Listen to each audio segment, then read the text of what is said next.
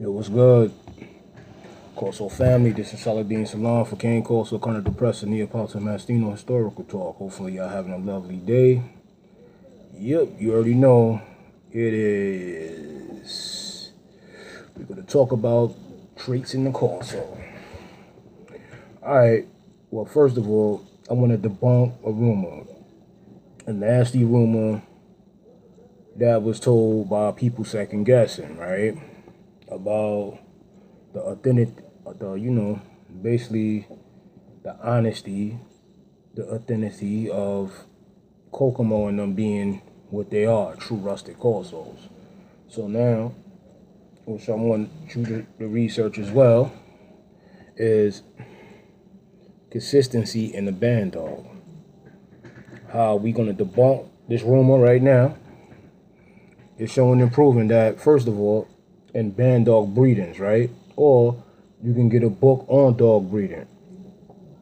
If you're going to try to get consistency in traits that are going to be consistent in even a breed of dog, say you're trying to breed a dog, you're not going to get that consistency in a fast pace.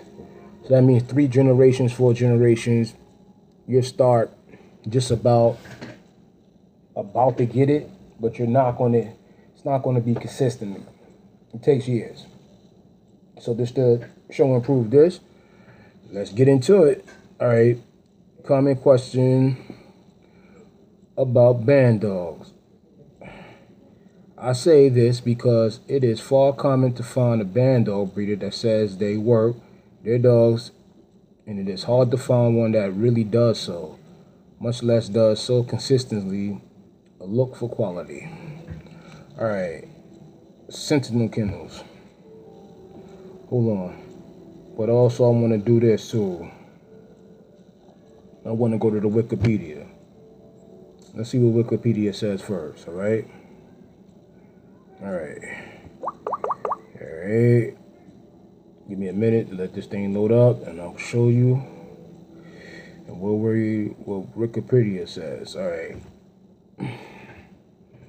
So this way, when you do your research, you get to look what I'm looking up. All right, and it says this article is a historical information pertaining to all band dog types, specifically information to Dr. Switchford, the work and seed was Switchford band dog. The term band dog, also known as band doggy, is to believe to have originated in the Middle Ages of England. Johannes Canus published a book in Latin in 1570. All right, I don't want to read that. All right, hold up.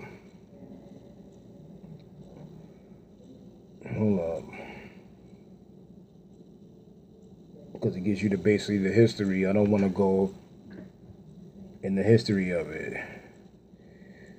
All right. Finding various undesired traits in existing guard dogs for centuries and millenniums. People strive to improve upon what was currently available. This practice produces many breeds that existed today, which is true. All right, some of these breeds have become mainstream guardian breeds, while others have remained relatively rare. It is pursued that one own preference and perfection. Various programs have created some breeds similar to what is accepted in the modern day band dog, but did not use the name of their breed. Some examples of such include the Presa Canary dogs, Cane Corso, Barwolves, as well as a few others. It says that the popularity of the band dog itself was revived in the mid-60s by the veterinarian called J.B. Switchford, selected quality specimens and Pacific Foundation breeds to create what he considered to be the ultimate guard dog, a breed known as the Switchford Band Dog, or Switchford Band Dog using performance selection. Dr. Switchford concentrated and desired attributes for his creation and eliminated the undesirable ones to produce what he believed to be the finest guard dogs that existed. Switchford also worked on this program for several generations. I'm going to say that again. It says that Switchford worked on his program for several generations. Okay, I'm going to get to what I'm coming at. All right, and came to receive significant recognition for his work in various books and journals. But unfortunately, Dr. Switchford died in November 1971 before solidifying the future of his creation. For this reason, some people question the long-term success in this program, but despite the questions, his work played a significant influential role in reinitiating the interest of some individuals and the results in their resurrection of the band dog's name. All right, so I'm gonna leave it on that note. So, but it basically said that it takes generations. Now, to get back to my point, now with the Corso situation, right? Because, you know, a lot of people said that, you know, Kokomo and those original Super 6 dogs that came out of that litter of 13 were band dogs. So, I am saying that it's a fabrication that cannot be the truth, and I'm going to show and prove why it can't be the truth. All right. Now, I just read that, like I said, that it takes generations, right? It takes quite a few years. So, like I said, 3 generations is definitely not going to do it. Said that Switchford was working on his breeding program for years. So that's more than 10 years into, you know, his death, so to speak, or more than. But regardless, the point, to get the consistencies. Now,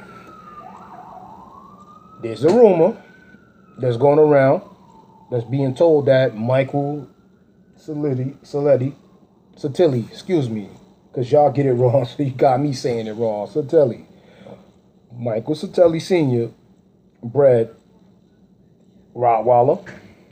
He bred some type of Neapolitan Mastiff, Pit Bull, and Doberman, and developed the cane Corsos here in America. It's another article that said that he added Fresser, English Mastiff, and all these other breeds. Like, you know, basically the same foundation at the Swissford band dogs. Now, I'm going to say, you can get a book. It's called The World of Fighting Dogs, written by Carl Semitic. A lot of you are very familiar with his writing. Get that first book, because he talks about the Switchford band dogs. And in the beginning process, like we just read, to get the consistencies that you want, it takes years. So I bred a Doberman, like here we go, Doberman, Rottweiler, Neapolitan Mastiff, and Pit Bull. And you think that I'm going to get a cookie cutting effect, first generation, second, third, fourth, fifth, and sixth? It doesn't work like that.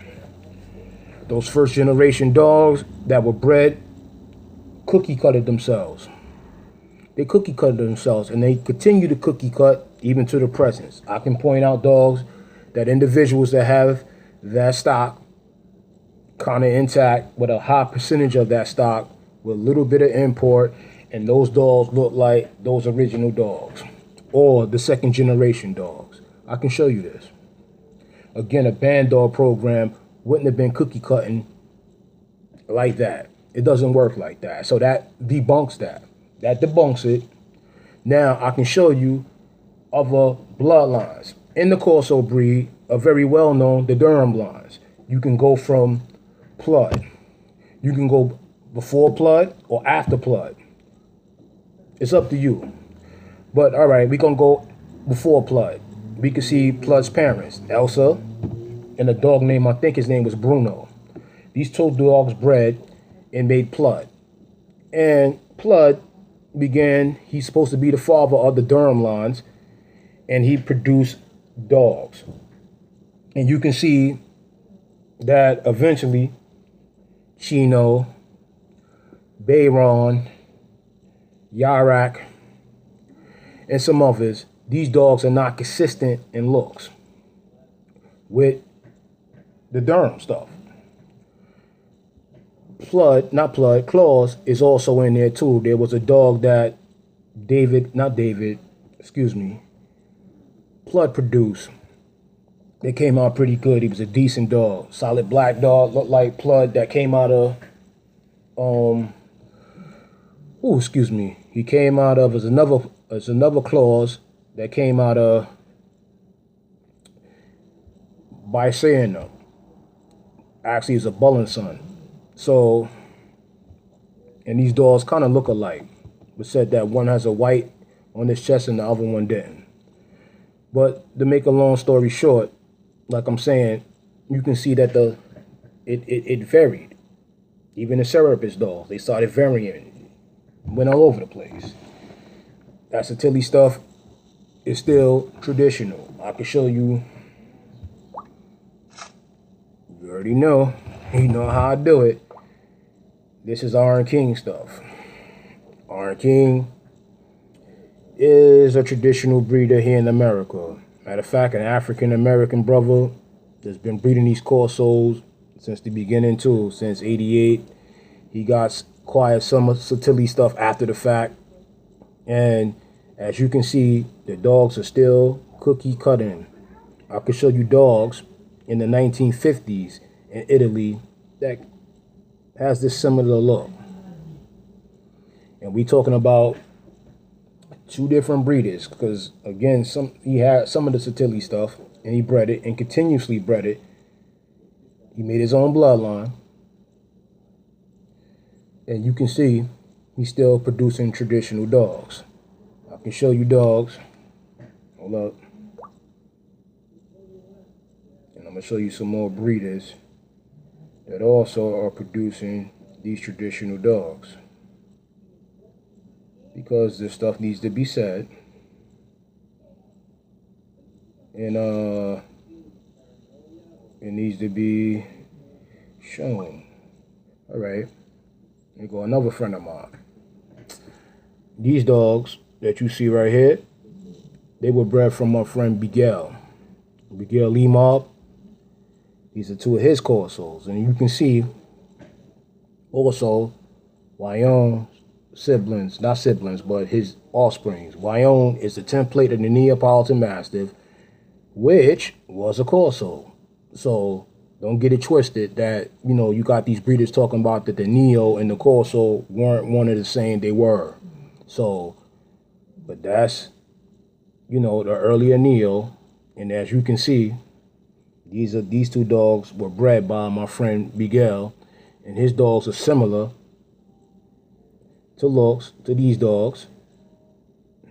And also similar to look to Iron King's dog that I just showed you. So that's knocking that stuff out the frame. Let me show you some more dogs. Traditional dogs. This is Tori. Tori is the Kokomo's brother. And this is Kiba. Kiba lives today. Well-known dog on the internet. Very controversial because she has points sort of like Tori does. Tori was the first U.S. champion dog here. And I like Tori because Tori went against a lot of rare breeds at the time because there wasn't a lot of Corsos around. So he competed against a lot of rare breeds and won. So he beat out Canary dogs. He beat out Neapolitan Masters at the time and other rare breeder dogs. Tori right here. But anyway, him and Kiba, as you can see, have the same type of looks. All right, hold up. See another dog.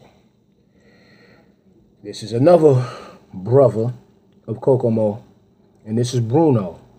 And this dog right here is a downbred dog, a downbred dog. And you can see that him and Bruno look alike. So this is showing and proving of what I'm saying. Again, ooh.